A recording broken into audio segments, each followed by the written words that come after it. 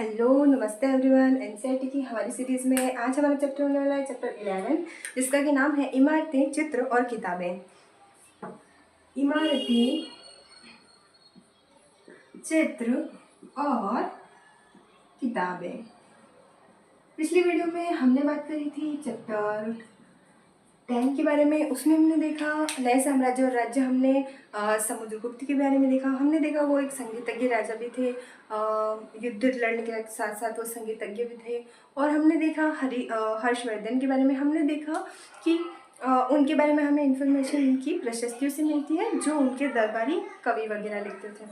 वो सभी हमने उस चैप्टर में देखा। आज हम देखेंगे इमारतें, चित्र और कुछ किताबें। इमारतों में हम सबसे महत्वपूर्ण हमारे लोह स्तंभ के बारे में जानने वाले हैं, वो क्या है, उसकी विशेषताएं क्या है। और हम स्तूपों के बारे में देखने वाले हैं। स्तूपों के बारे में हमने पिछले चैप्टर में भी अध्याय 6 में भी देखा था। हमने देखा कि महात्मा बुद्ध से रिलेटेड है स्तूप, लेकिन आज हम देखेंगे उस स्तूप की विशेषताएं क्या है वो। और चित्र, गुफाओं पर कुछ हमें चित्र मिले, गुफाओं में वो गुफाएं कहाँ हैं, उन चित्रों की विशेषताएं क्या हैं। और उसी समय काल में पुस्तक जैसे पुराण लिखे गए थे वो, और विज्ञान की पुस्तकें, विज्ञान में क्या क्या हो रहा था उस समय, और कागज़ के आविष्कार के बारे में। तो ये सभी चीज़ें हम इस वीडियो में देखने वाले। तो शुरू करते हैं अपना चैप्टर। देखना लास्ट चैप्टर है क्लास 6 की एनसीईआरटी का। इसके बाद हम स्टार्ट करने वाले हैं क्लास 7 की एनसीईआरटी। तो ख़त्म कर देते हैं अपना चैप्टर। सबसे पहले हम देखेंगे लोह स्तंभ के बारे में, अनोखे लोह स्तंभ के बारे में। तो शुरू करते हैं। लोह स्तंभ कहाँ पर है, क्या उसकी हाइट है, कितना उसका वजन है, और एक खास उसकी विशेषता है। जो लोह स्तंभ है ना,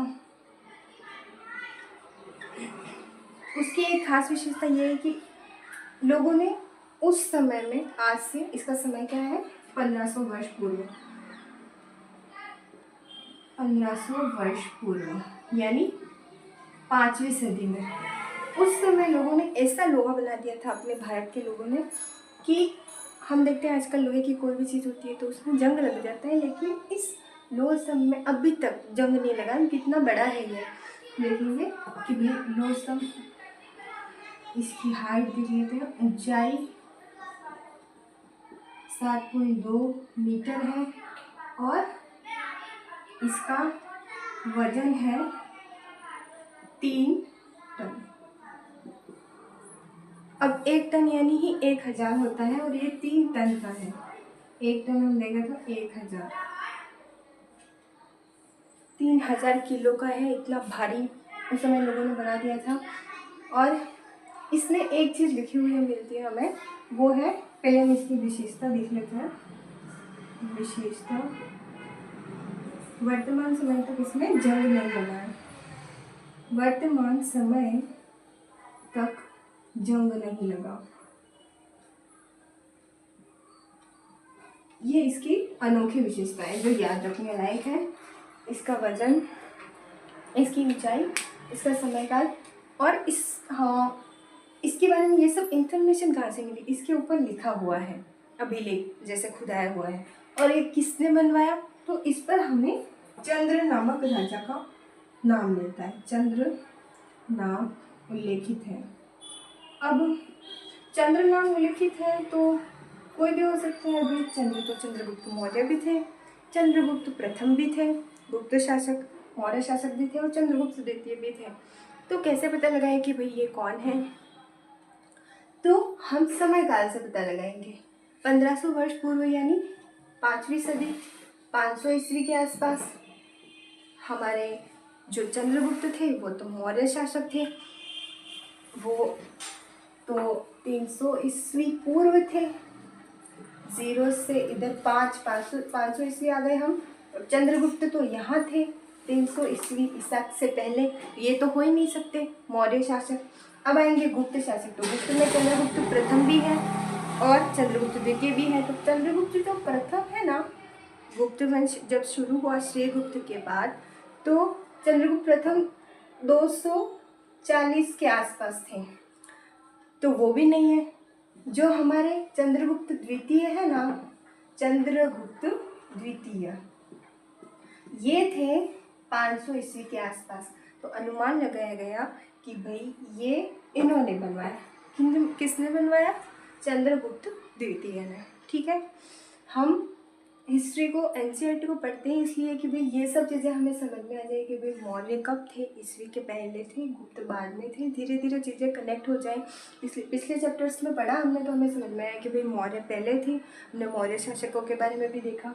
ठीक है, तो हमें पता चला कि भाई इसका जो निर्माण है वो चंद्रगुप्त द्वितीय ने कराया, क्योंकि उनका समयकाल और इस अभी लौह स्तंभ के बनने का समयकाल सेम है। ठीक है, तो हो गया क्लियर। अब हम बात करेंगे, हमने इसकी विशेषता देख ली, अभी तक इसमें जंग नहीं लगा है। ठीक है, अब हम देखेंगे ईंटें और पत्थर की इमारतें। ये हमारी बुक के अकॉर्डिंग टॉपिक है कि भाई ईंट और पत्थर की इमारतें, लेकिन हम बात किसकी करेंगे? ईंटों और पत्थर की इमारतें क्या है?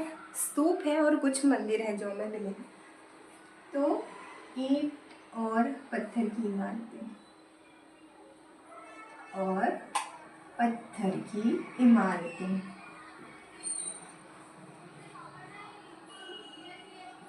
सबसे पहले हम देखेंगे स्तूप। स्तूप तो हमने पहले भी देखे थे कि भाई महात्मा बुद्ध से रिलेटेड है स्तूप, लेकिन स्तूप है क्या? तो स्तूप का शाब्दिक अर्थ होता है टीला। शाब्दिक अर्थ क्या होता है? टीला। अब इसे टीला क्यों कहा गया? क्योंकि नॉर्मल हम टीला किसे बोलते हैं? रेत का टीला, मिट्टी का टीला। तो शुरुआती दौर में सिर्फ मिट्टी का टीला बना देते थे, तो ये टीला कहलाने लग गया कि भाई स्तूप। लेकिन इसकी प्रोसेस भी दी गई कि भाई सबसे पहले ये सिर्फ टीला थे, फिर बाद में ईंटों की परत चढ़ाई गई। स्तूप प्रारंभ में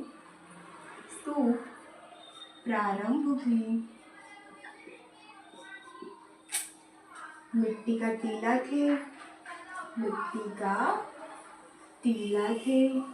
बाद में ईंटों का आवरण चढ़ाया गया, फिर बाद में गुंबद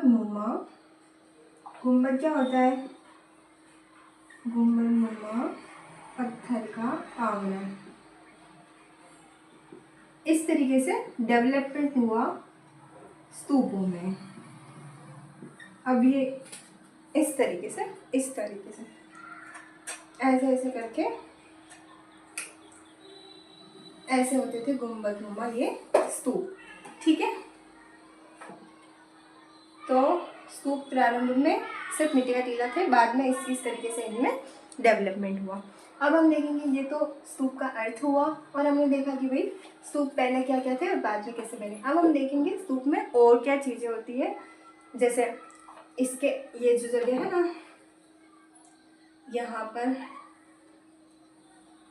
जहाँ पर जैसे हम मंदिरों में परिक्रमा करते हैं, ये एक स्थल है, इसे क्या बोलेंगे? प्रदक्षिणा पथ, यानी परिक्रमा करने का रास्ता। परिक्रमा करने के रास्ते को क्या बोला जा रहा है? प्रदक्षिणा पथ। और प्रदक्षिणा पथ के ऊपर लोगों को पकड़ने के लिए जो रेलिंग चाहिए, वो क्या कहलाएगी? वो कहलाएगी वेदिका। ठीक है, लिख देती हूँ मैं। स्तूप के अंदर जो प्रदक्षिणा पथ है, प्रदक्षिणा पथ वो क्या है? प्रदक्षिणा पथ से याद रख लो, पथ यानी रास्ता परिक्रमा करने का, तो परिक्रमा और वेदिका यानी उसको पकड़ के चलने की रेलिंग। फिर आता है तोरण। तोरण भी रेलिंग ही है या फिर इसके बाद कुछ बना हुआ होता है, वो तोरण है। अब क्या होता है कि ये जो वेदिका है ना, रेलिंग, उस पर बुद्ध की जो जातक कथाएं हैं उनको लिखा गया है, मतलब लिखा नहीं, छापा गया, मतलब कहानियाँ बना बना के ऐसे उकेरा गया जिससे समझ में आ सके बुद्ध की जातक कथाएं। ठीक है, ये देखा हमने कि भाई प्रदक्षिणा पथ क्या है, वेदिका क्या है। अब स्तूप के अंदर क्या होता है वो हम देखेंगे। तो स्तूप के अंदर होता है एक डिब्बा। डिब्बे में क्या रखेंगे, महात्मा बुद्ध के अवशेष। स्तूप के अंदर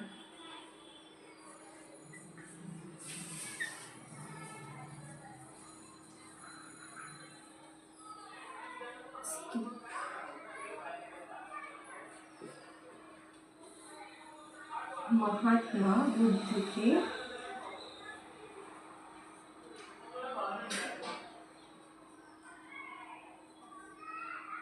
शरीर के अंग,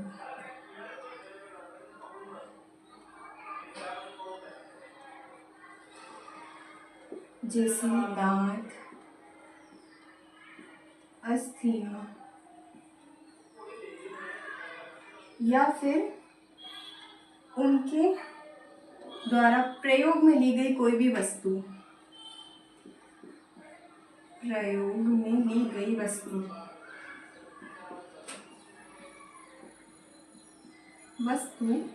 डिब्बे में बंद करके, डिब्बे में बंद करके रखी जाती थी।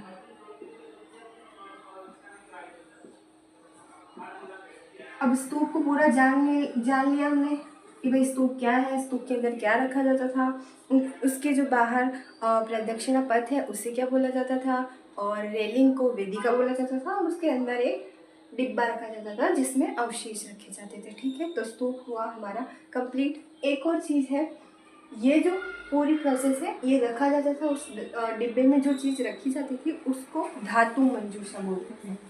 ये याद रखने की ये चीज़ें हैं कि भाई धातु मंजूषा क्या है। तो जो ये स्तूप के अंदर महात्मा बुद्ध के शरीर के अवशेष, दांत, अस्थियां या फिर ये उनकी द्वारा प्रयोग में ली गई कोई भी चीज़, जैसे एग्जाम्पल के लिए हम देख सकते हैं वस्तु, सिक्के या पत्थर, कीमती पत्थर हो सकते हैं। अब इनको रखा जाता था तो उसको क्या बोलते थे, धातु मंजूषा। ये क्वेश्चन भी हो सकता है कि धातु मंजूषा क्या है। हमने बहुत अच्छे तरीके से जान लिया कि धातु मंजूषा क्या है, स्तूप को भी हमने बहुत अच्छे से जान लिया। अब हम देखेंगे, स्तूप तो हो गया हमारा कंप्लीट, अब हम देखेंगे मंदिरों के बारे में। मंदिरों के बारे में देखने से पहले हमारे कुछ प्रमुख स्तूप हैं उनके बारे में हम देख लेते हैं। स्तूप के बारे में हमने इतनी इन्फॉर्मेशन देखी, तो हम स्तूप के बारे में भी देख लेते हैं कुछ। एक तो है हमारा अमरावती का स्तूप, दूसरा है हमारा सांची का स्तूप। बताओ अमरावती कहाँ है?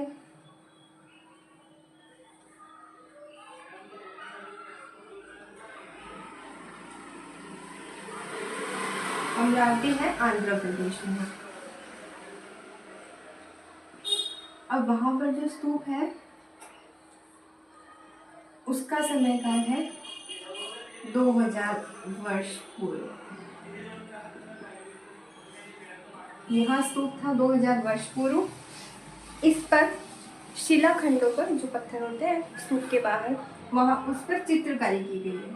शिलाखंडों पर चित्रकारी की गई है, पर चित्रकारी की गई है।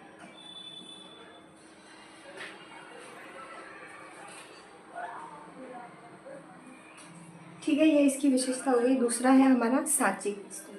सांची कहाँ है? मध्य प्रदेश में। अमरावती हो गया आंध्रा में, सांची का स्तूप ये कहाँ है? मध्य प्रदेश में।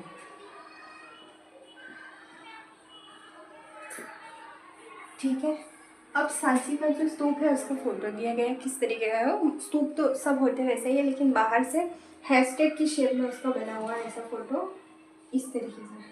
और जो ये बने हुए हैं इसके ऊपर जातक कथाएं उत्कीर्ण की गई हैं। ऐसा है हमारा सांची का स्तूप।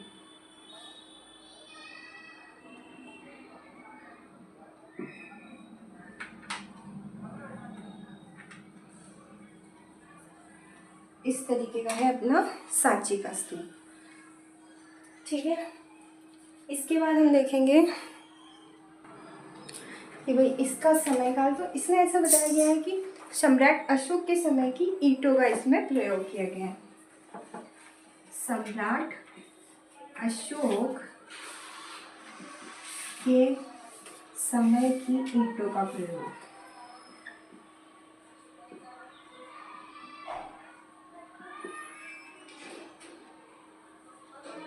इसमें किया गया।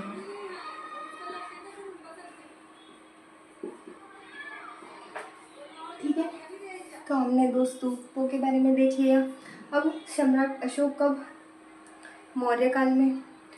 उस हम देखें तो सभी चीज़ें कनेक्टेड है। बौद्ध धर्म भी उसी टाइम पे सब लोगों में फैल रहा था। अशोक भी बौद्ध धर्म को मानने वाले थे। ठीक है, अशोक ने अपना वो सारनाथ में वो लगवाया अशोक स्तंभ, महात्मा बुद्ध से प्रेरणा लेकर उस सारनाथ में लगाया जहाँ महात्मा बुद्ध ने उपदेश दिया। तो इस स्तूप का निर्माण वहाँ पर अशोक के काल की ईंटों का इसमें प्रयोग किया गया, ऐसा बताया गया। बाकी चीज़ें कब प्रयोग की गई उसका इसके समय काल में नहीं, अलग अलग शासकों के समय काल में प्रयोग की गई। अब हम देखेंगे मंदिरों के बारे में। मंदिर में हमें कुछ एग्जाम्पल मिलते हैं मंदिरों के कुछ खास विशेषताएं भी हैं मंदिरों की। मंदिर तो कुछ जो मंदिर हैं उन्हें, एक तो है अपना भीतर गांव का मंदिर, भीतर गांव का मंदिर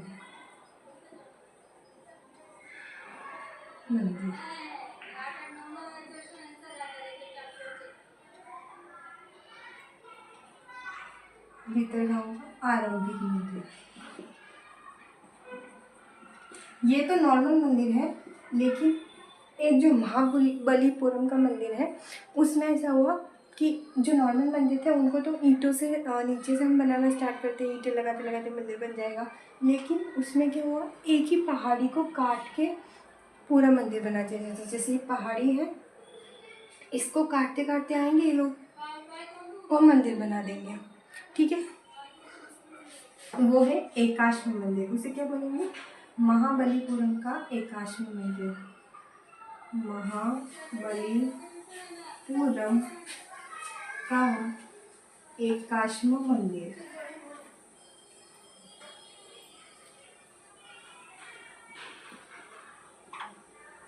ठीक है, एक है ऐहोल का दुर्गा मंदिर, ऐहोल का दुर्गा मंदिर। अब बताओ ऐहोल कहाँ है? जिसने पिछले वीडियोस देखे हैं, पिछले चैप्टर पढ़े, हमने देखा चालुक्य और पल्लव थे। चालुक्यों की राजधानी थी ऐहोल, ऐहोल कर्नाटका में है। पल्लवों की कांचीपुरम थी। तो ऐहोल कर्नाटका में है, तो वहाँ है दुर्गा मंदिर। उस समय मंदिरों का निर्माण भी हो रहा था। एकाश्म मंदिर एक खास प्रकार का मंदिर है, पहाड़ी को काटते काटते उसका मंदिर बना देना। ठीक है, अब इन मंदिरों में कुछ अलग अलग मंडप, सभागार, ऐसे विशेष नाम होते थे मंदिर में। जैसे सभागार में लोग बैठते, मंडप में लोग बैठते थे, शिखर होता था, वो जैसे गर्भगृह होता था मंदिर के अंदर, उसके ऊपर का जो हिस्सा था उसको बड़ा बना देते थे, उसको शिखर बोलते थे, उसको विशेष बताने के लिए। इसमें समय काल दिया हुआ है भीतर गाँव का मंदिर, ये 1500 वर्ष पूर्व, और दुर्गा मंदिर इसका दिया हुआ है 1400 वर्ष पूर्व। ठीक है, अब हम देखेंगे कि भाई इन मंदिरों में मंडप, सभागार, शिखर ये क्या है। वो शिखर यानी गर्भगृह के ऊपर का बड़ा भाग, गर्भगृह के ऊपर का बड़ा भाग।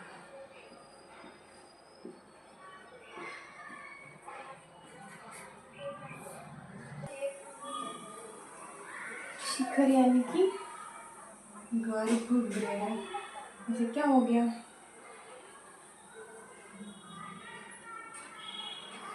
गर्भगृह का, एक मिनट, तो क्या बात कर रहे थे हम, शिखर के बारे में, कि शिखर क्या है, मंदिर में गर्भगृह के ऊपर का ऊंचा उठा हुआ भाग,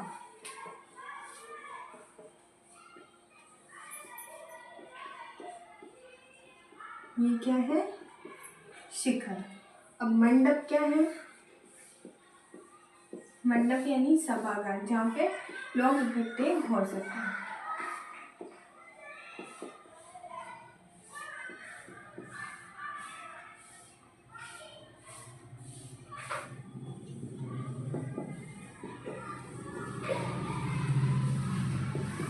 ठीक है, तो ये मंदिर में कुछ विशेषताएं थी। अभी इतना ज़्यादा डिटेल में नहीं दिया गया, थोड़ी थोड़ी चीज़ें दी गई। अब हम देखेंगे कि इन मंदिरों को बनाता कौन था। तो इन्हें मोस्टली जिसके पास पैसे होंगे वही बनाएगा। तो राजा, इसमें खर्च लगता था, तो राजा और रानी ही इन मंदिरों को बनवाते थे। और कुछ उसको डेकोरेट करने वाले और ऐसे लोग थे, उनके नाम भी ऐसे खुदे हुए मिले हमें मंदिरों में, जैसे लोहार, सुनार। इनका निर्माण देखेंगे हम। निर्माण कौन कर रहा था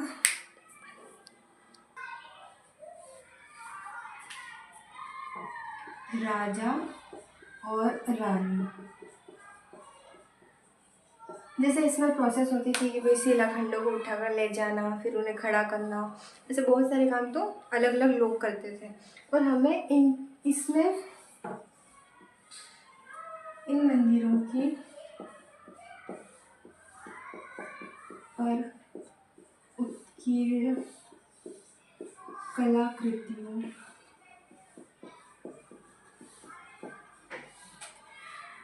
में या शिलाखंडों पर इसके लिए खर्च देने वाले लोगों के नाम हैं। इसके लिए खर्च देने वाले लोगों के नाम, उनमें जैसे सुनार, लोहार, धोबी, मतलब जो जो भी हेल्प करना चाहता था उन लोगों ने पैसे दिए थे। ठीक है, अब हम देखेंगे, ये तो देखा हमने मंदिरों के बारे में, कुछ मंदिरों के। अब हमारे चैप्टर में जैन मठ के बारे में भी दिया गया है कि एक मठ बना हुआ है। ऐसे कैसे बना है, उसको ऐसे पहाड़ी है, पूरी पहाड़ी को फोटो दिया गया है बुक में। ऐसे पूरी पहाड़ी है, उसको काट के, पहाड़ी बन रही, उसको काट के उसके अंदर ऐसे कमरे बना दिए भिक्षुओं के लिए। कौन है भिक्षु जिन्होंने वो धर्म अपना लिया हो और वो गांव-गांव शिक्षा देने के लिए चलते हैं, उनका ऐसे घर बना दिया। ऐसे मठ का फोटो दिया गया है। ठीक है, और एक सिक्के का फोटो भी दिया गया है जिस तरह से चित्रकारी की हुई है। ठीक है, अब हम देखेंगे चित्रकला के बारे में। चित्रकला में हम देखेंगे कि भाई गुफाओं में हमें चित्र बने। अजंता की गुफाएं, अजंता की गुफाएं है ना, वहाँ पर चित्र प्राप्त हुए। अब जो ये चित्र है, इनकी खास विशेषता क्या है कि इन चित्रों में जो रंग भरे हुए थे वो आज तक मिटे नहीं हैं। 1500 वर्ष बाद भी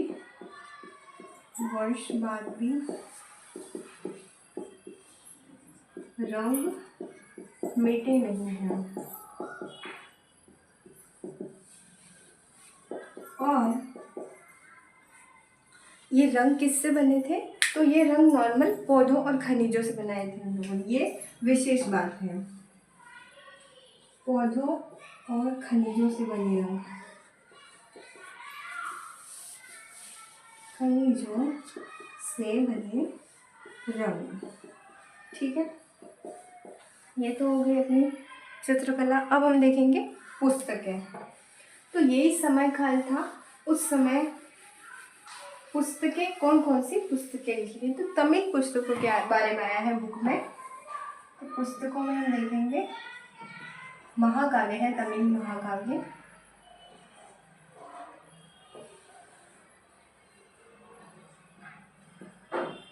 तमिल महाकाव्य है शिलपति काव्य।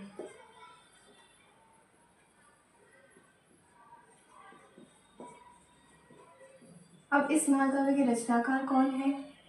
रचनाकार है इलांगो नामक कवि, इलांगो कवि। और इसमें क्या है? कोवलन और माधवी की कहानी, नहीं माधवी नहीं है, कोवलन और पत्नी कन्नगी की कहानी।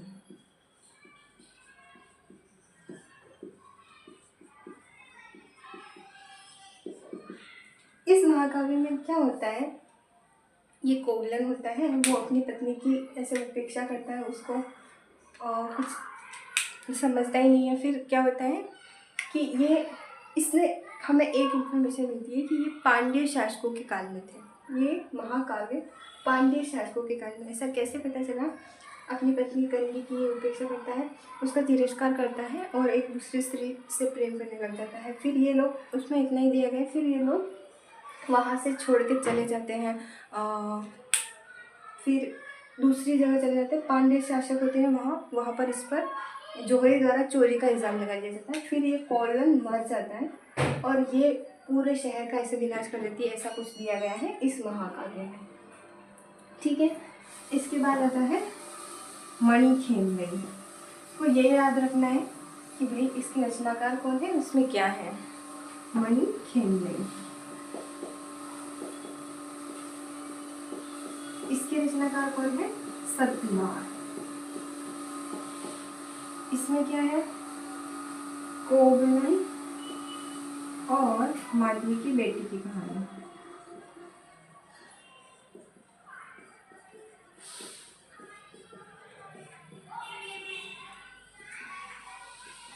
तो ये देखिए हमें बुक्स। समय काल देखें हम तो इसका समय है 1800 वर्ष पूर्व और इसका 1400 वर्ष पूर्व। मतलब कि ये 6ठी शताब्दी में और ये 2री शताब्दी के आसपास।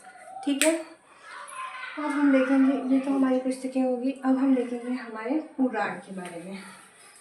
पुराण में मोस्टली रामायण और महाभारत बहुत पहले हो गए थे ये, लेकिन महाभारत की रचना इसी टाइम पीरियड के आसपास 1500 के आसपास वेद व्यास जी ने की थी। सबसे पहले हम देखेंगे पुराण है क्या। पुराण यानी, पुराण का अर्थ होता है पुराना या प्राचीन। ठीक है, पुराणों में रामायण और महाभारत, बुक में इनके बारे में बताया गया है कि भाई रामायण है, उसमें कौशल प्रदेश के राजकुमार होते हैं भगवान श्री राम।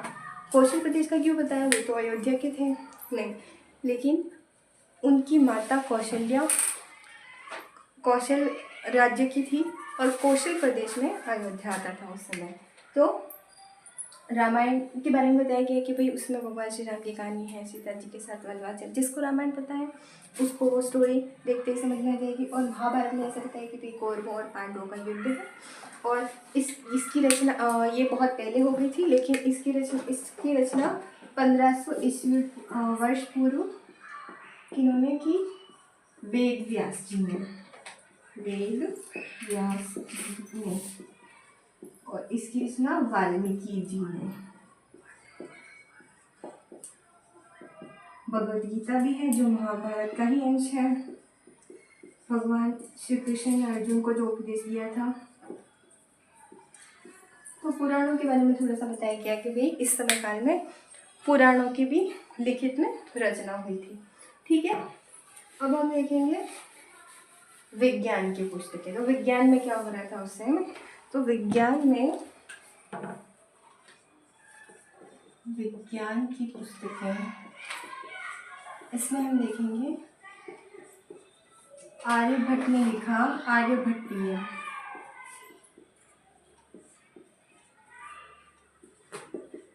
महान खगोल शास्त्री, इन्होंने ये लिखा। और इसमें इन्होंने बता दिया कि दिन रात का कारण पृथ्वी का अपनी धुरी पर चक्कर लगाना है,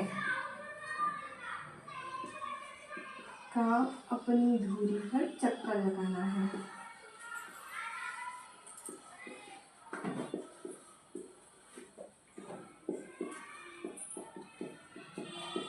ठीक है, तो ये हो गया हमारे आर्यभट्ट ने क्या बताया, जबकि लोगों को लग रहा था कि भाई सूरज रोज निकलता है और डूब जाता है, जबकि इन्होंने बताया कि पृथ्वी घूमती है, उस वजह से दिन और रात होते हैं। इन्होंने ग्रहण के बारे में भी बताया,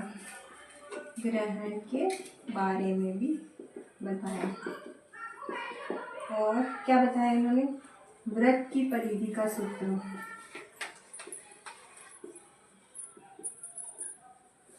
ठीक है, तो साइंस में क्या हो रहा था, आर्यभट्टीय वृत्त, और इन्होंने क्या क्या बताया वो चीज़ें। अब हम देखेंगे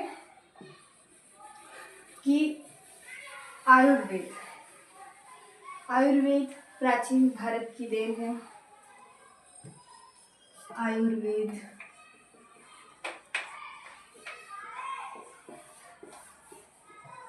प्राचीन भारत में विकसित। अब आयुर्वेद में दो प्रमुख ऋषि आते हैं हमारे, महर्षि चरक और सुश्रुत। अब चरक है जो प्रथम से द्वितीय शताब्दी,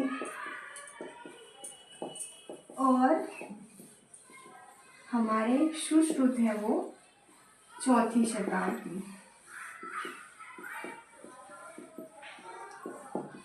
ईसा के 100-200 वर्ष बाद, और ये 400 वर्ष के आसपास। ठीक है, ये हमने देखा आयुर्वेद के बारे में, ऋषि चरक के बारे में देखा, सुश्रुत के बारे में देखा। अब हम देखेंगे कागज का आविष्कार कहाँ हुआ, जिन्होंने रेशम का आविष्कार किया। बताओ रेशम का आविष्कार किसने किया, चीन। तो चीन में हुआ कागज का आविष्कार।